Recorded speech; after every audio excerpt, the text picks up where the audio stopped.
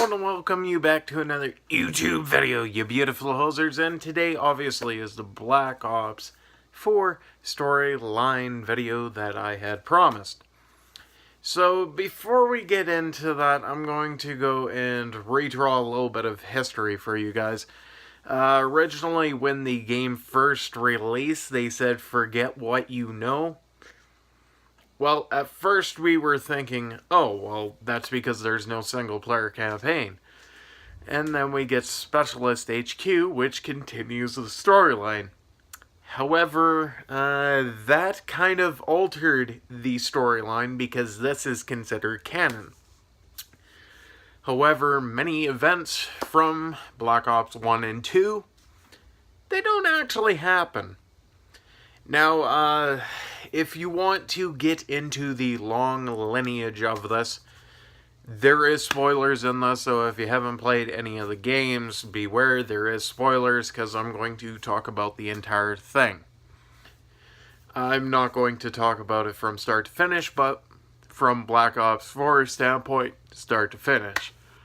But anyways, long story short, Mason, which is the main character from Black Ops 1, to, I believe his son's name was David in Black Ops 2, their stories intertwine the best out of the entire series. However, their story has been altered in Black Ops 4. Now, Reznov, during one mission, was trapped with Mason in a gas chamber. Now, this has been altered, whereas Reznov has escaped on his own. And we kind of also found out something strange about a certain character named Savannah. Turns out she's the love interest of Frank Woods. However, there's something strange about the entire thing because her sister was born in 2013 and Frank Woods at that point in time is 60 some odd years old. But in that particular audio log, he actually isn't 60, he's in his 30s, which kind of goes and dates back to Black Ops 1, which actually almost scraps the entire storyline completely. Mason, however, later on, actually is the person in the wheelchair, not Frank Woods.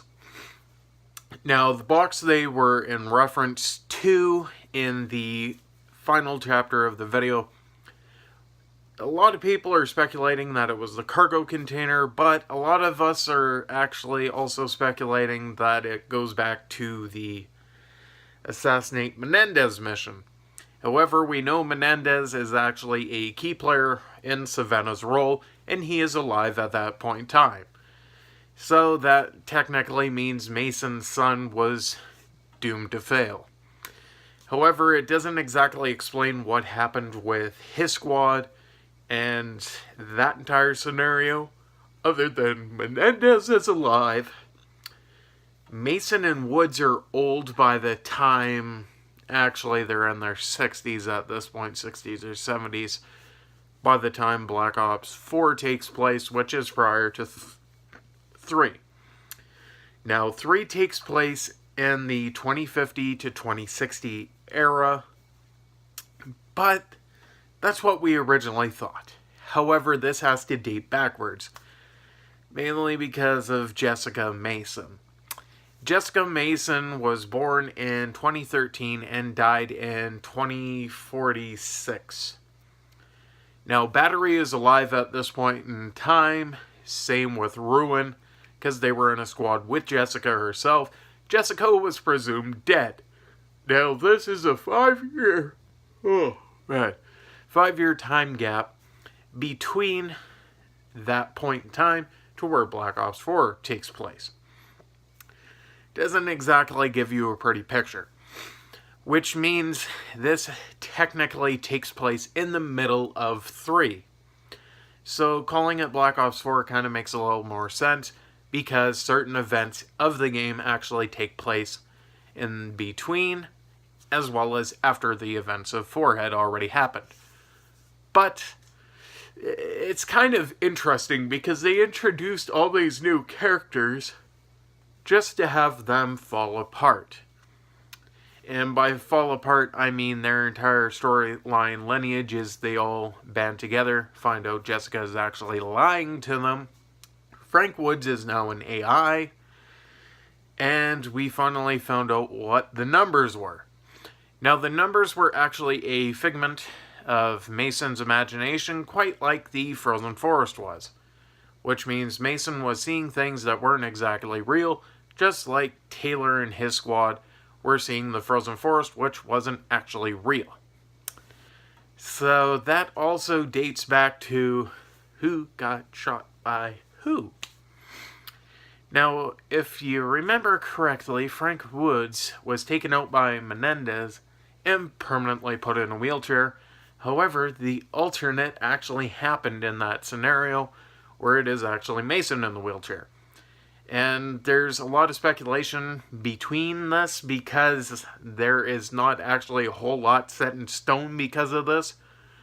It screws up a lot of events, makes a lot of events not canon, and completely rewrites the history of Black Ops. Which actually means we're going to be seeing a Black Ops 5 and a Black Ops 6. So if you hate the Black Ops series, guess what? You're getting another 2 more or more after that.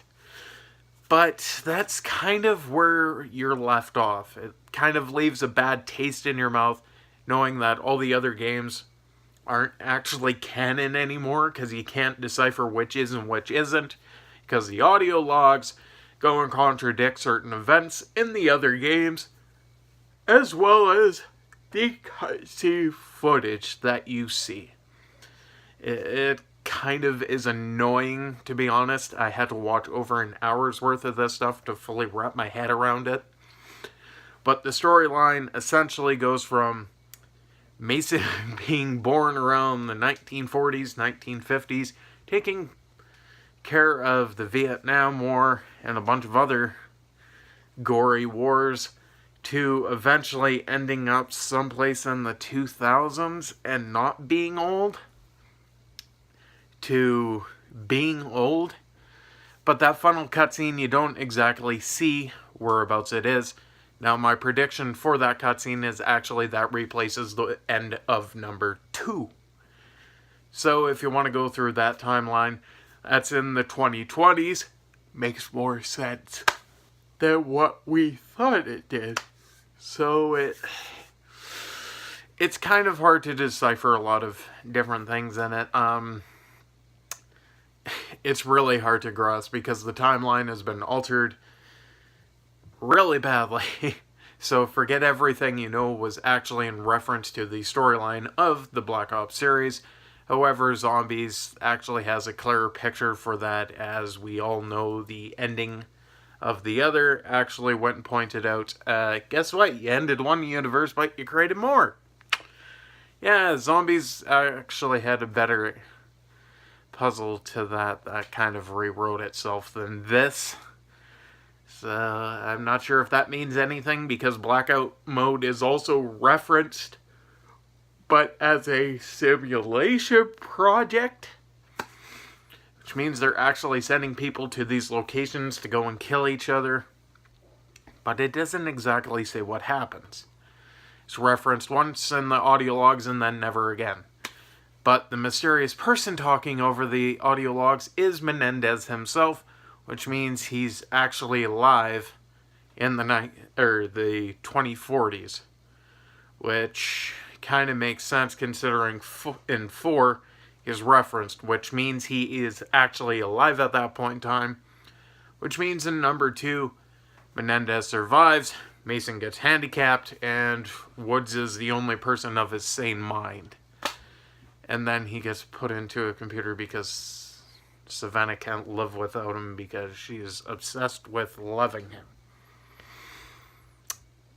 This storyline's got me all kind of confused because Savannah looks like she's in her 50s at that point in time, which kind of makes her born in the 1990s, which means Frank Woods at least has a good 20 to 30 years on her, if not more.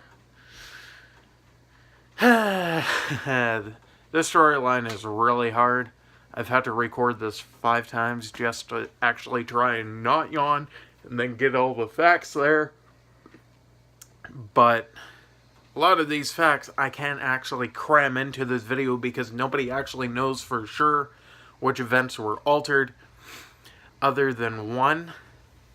There's one event that's altered that we're aware of, which is a Reznov event. And number 2, we know that Menendez survives, but it doesn't reference anybody else other than that, other than the granddaughter of Mason. And she's about, what, 8? She's either 12 or she's 8, but I'm banking on she's either 6 or 8 years old at the point of her mother's quote-unquote funeral, who actually isn't quote-unquote dead. So, yeah, Jessica's a cyborg. She survived. Battery lost her arm. But that was a confusing cutscene to see. And then you have people burning their houses down. You have people in riot gear. You have people poisoning their commanding officers and giving them the runs. There's a lot of stuff to cover in these videos. As well as a person that's very bad at gambling, but is a better surgeon than he is a gambler. Which I'm directly pointing at Crash. But yeah, that's essentially where we got. Because Recon killed the kid, so we thought, found out it was a simulation, then he gets brought to the group. However, if I had to spin a theory on this, I'd actually say that Battery is the enemy to them, because she kind of gets the vibe of the Frozen Forest from 3, which pissed a lot of people off. But it does tie into 3 better than it originally had between 2 and 3. So this actually ties them all together, saying, hey, guess what? Now we altered the timeline. 3 now makes sense. So, there you have it. As confusing as the storyline is, this is literally my 5th recording of this as we speak. I'm tired. So I hope you're having a fantastic 2018. And if you're not, I hope it gets better for you sooner rather than later. Please do not wake up at 4 o'clock like I do, and then be tired by the time you go to record. But anyways, I'll see you tomorrow in the live stream, because I actually get to be awake for that, because I won't be dog tired. By the way, it is going to be a Black Ops 4 stream, so be there or be square. I have no idea why I said that.